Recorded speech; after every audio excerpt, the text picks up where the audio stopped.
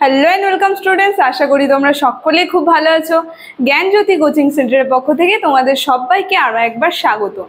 তো আমি মীরা ম্যাম, আমি আজকে তোমাদের সেমিস্টার থেকে আবার একটি নতুন টপিক নিয়ে চলে এসেছি। আজকে আমি তোমাদের সঙ্গে যে টপিকটি আলোচনা করব সেটা হচ্ছে রামায়ণ অনুবাদের ধারায় শ্রেষ্ঠ কবি কে এবং তার কাব্য পরিচয় সম্পর্কে আমি কিছু আলোচনা করব। আলোচনাটি শুরু করার আগে দেখো বোর্ডের কর্নারে তোমরা দুটো নাম্বার দেখতে পাচ্ছ। এটা হচ্ছে আমাদের জ্ঞানজ্যোতি কোচিং সেন্টারের হেডলাইন নাম্বার। এখানে কিন্তু তোমাদের অনলাইনে ক্লাস করানো হয়, তার সঙ্গে তোমাদের নোটসও দেওয়া হয়। তোমরা যদি আমাদের সঙ্গে অনলাইন ক্লাসে যুক্ত হতে চাচ্ছ এবং নোটস পেতে চাচ্ছ তাহলে এই নাম্বার দুটির সঙ্গে যোগাযোগ করো।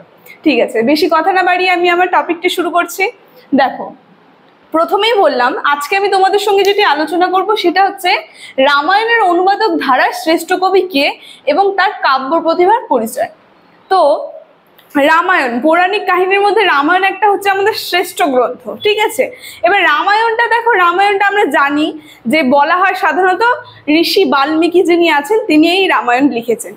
কিন্তু এই রামায়ণকে আরো বাংলা ভাষায়, সে সংস্কৃত থেকে বাংলা ভাষায় অনুবাদ করে এবং শ্রেষ্ঠ কবি যিনি ছিলেন বাংলা ভাষায় অনুবাদ করেছিলেন তিনি কিন্তু ছিলেন এই কৃত্তিবাস ওঝা। ঠিক আছে, দেখো এখানে আমি নামটা লিখে দিয়েছি, কৃত্তিবাস ওঝা, যিনি তার এই কাব্যটি রচনার মাধ্যমে বাঙালিদের হৃদয়ে একটা বিশেষ জায়গা, বাঙালিদের হৃদয়ে একটা বিশেষ প্রিয় জায়গা দখল করে নিয়েছিল। দেখো, এই কৃত্তিবাস ওঝা সম্পর্কে যদি আমি বলি, এই কৃত্তিবাস ওঝা জন্মগ্রহণ করেছিল 1398 খ্রিস্টাব্দে নদিয়া জেলার ফুলিয়া গ্রামে তিনি জন্মগ্রহণ করেছিলেন।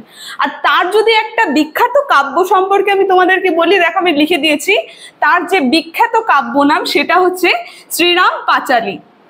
আর তিনি যে রামায়ণটা রচনা করেছেন, প্রথমে রামায়ণ সম্পর্কে বলি, তিনি যে রচনা করেছেন, রামায়ণটা যে তিনি রচনা করেছেন, যেরকম ঋষি বাল্মীকি সংস্কৃত শ্লোকে অনেক কিছু বর্ণনা করেছেন, কিন্তু তিনি সেরকম বেশি বর্ণনা করেননি, বা সংস্কৃত শ্লোকে যে বাংলা অনুবাদ সেটাও হুবাহু টুকে দেয়নি। তিনি কিছু কিছু বিষয় ছেড়ে, যেমন অশ্বমেধ যজ্ঞ, এটা একটা ভীষণ জটিল বিষয়, সেই কারণে তিনি এই বিষয়টি ছেড়ে আরো বিভিন্ন যে গণেশের কাহিনী, আরো হনুমানের কাহিনী, এই সব কাহিনীগুলি কিন্তু তিনি খুব সুন্দরভাবে বর্ণনা করেছেন।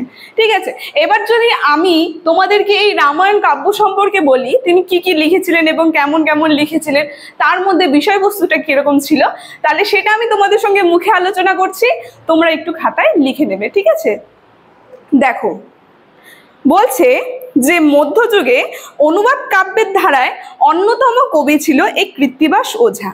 তো তার লেখা এই কাব্য নামের আমি বলে দিয়েছি নামটা, শ্রীরাম পাঁচালী ছিল তার লেখা এই কাব্য নাম। তিনি এত সুন্দরভাবে রামায়ণ লিখেছিলেন সেই ঋষি বাল্মীকির পরে, সেই কারণে জয়ানন্দ যিনি আছেন তিনি তার চৈতন্য মঙ্গল কাব্যে বলেছেন কি সুন্দরভাবে, দেখো, রামায়ণ করিল বাল্মীকি মহাকবি, পাঁচালী করিল কৃত্তিবাস অনুভবী। তাহলে রামায়ণটা কি করেছে বাল্মীকি, আর সেটার পাঁচালী সুন্দরভাবে করেছে এই কৃত্তিবাস ওঝা। ঠিক আছে, এবার দেখো তার মধ্যে কি আছে আমরা যদি সেই সম্পর্কে দেখি, তার মধ্যে আমরা যার যার বিষয়বস্তু পাবো, যে যে ঘটনা কাহিনী পাবো, সেগুলি হচ্ছে গণেশের জন্ম, কৈকেয়ীর বরলাভ, লক্ষণের শক্তিশীল, তারপরে লবকুশের যুদ্ধ, এই সমস্ত পৌরাণিক কাহিনীগুলি কিন্তু আমরা এই অনুবাদ কাব্যর মধ্যে আমরা পেয়ে যাব।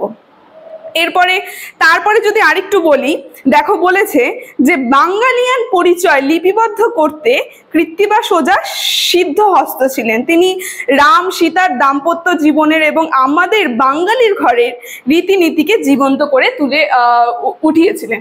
যেরকম শুধুমাত্র রাম সীতার কাহিনী, একটা সুন্দর দাম্পত্যিক কথা বর্ণনা করে কিন্তু তিনি যে আমাদের জীবনের যে দাম্পত্যের কথা সেটা সুন্দরভাবে ফুটিয়ে তুলেছিলেন। তারপরে বলেছে, দেখো, বাঙালিদের ঘরের রীতিনীতি, লোকাচার, তারপরে জীবিকা খাদ্য প্রণালী, তারপরে এইসব কাব্য ফুটে উঠেছে কিন্তু এই কাব্যটির মধ্যে। তো 14 বছরের লক্ষণকে তিনি আহার করে সীতাকে এইভাবে বলেছেন যে প্রথমত শাক দিয়ে ভোজন আরম্ভ। মানে এই লাইনটা আমি এই শ্লোকটা যে তোমাকে বলছি, এই শ্লোকটার মধ্যে সুন্দর যে সীতা যখন ভজন করাচ্ছিলেন বা রামকে তিনি তার স্বামীকে ভজন করাচ্ছিলেন, তিনি সুন্দরভাবে তখন বলেছেন যে প্রথমত শাক দিয়ে ভোজন আরম্ভ করলেন, তারপর শুক আদি দিলেন সানদ্য, ভাজা ঝোল আদি করি 50 ব্যঞ্জন, ক্রমে ক্রমে সভা করে কৈল বিবরণ। তো এই সমস্ত লাইনগুলি, এই সমস্ত বিষয়গুলি কিন্তু এই অনুবাদ সাহিত্যের মধ্যে ফুটে উঠেছে। এবার আমরা যদি দেখি কৃত্তিবাস তার কাব্যের করুণ রসের প্রাধান্য এবং লক্ষ্ণাকাণ্ডে এই বীর রসের প্রকাশও দেখা গিয়েছিল কিন্তু। তো তার এই কাব্যটি পরিচয়ের মধ্যে দিয়ে তিনি কি করেছিলেন, বাঙালিদের মনে একটা খুব প্রিয় জায়গা কিন্তু দখল করে নিয়েছিলেন। তাই বলছে এখানে যে পর্যায়, ত্রিপদী, ছন্দে, অলঙ্কার প্রয়োগ এবং কৃত্তিবাসের যথাযথ খুব সহজেই চোখে পড়ে। তারপরে রামায়ণের অনুবাদ শ্রেষ্ঠ কবি ছিলেন এবং বাঙালিদের হৃদয়ের কবি ছিলেন কিন্তু এই কৃত্তিবাস ওঝা। ঠিক আছে, সেই কারণে মধুসূদন দত্ত বলেছে যে কৃত্তিবাস ওঝা হচ্ছে এই বঙ্গের অলঙ্কার। তো কৃত্তিবাস ওঝাকে আমাদের যে মধুসূদন দত্ত কবি আছে, তিনি কিন্তু এই কৃত্তিবাস ওঝাকে বলেছেন, কি বলেছেন, বঙ্গের অলঙ্কার হচ্ছে তিনি, এই উপাধিটা দিয়েছিলেন। তো কৃত্তিবাস ওঝা সম্পর্কে আজকের আলোচনাটি আমার এতটুকুনি ছিল।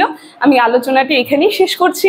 ভিডিওটি যদি তোমাদের ভালো লেগে থাকে অবশ্যই like, comment, share and subscribe করে দিও। Thank you.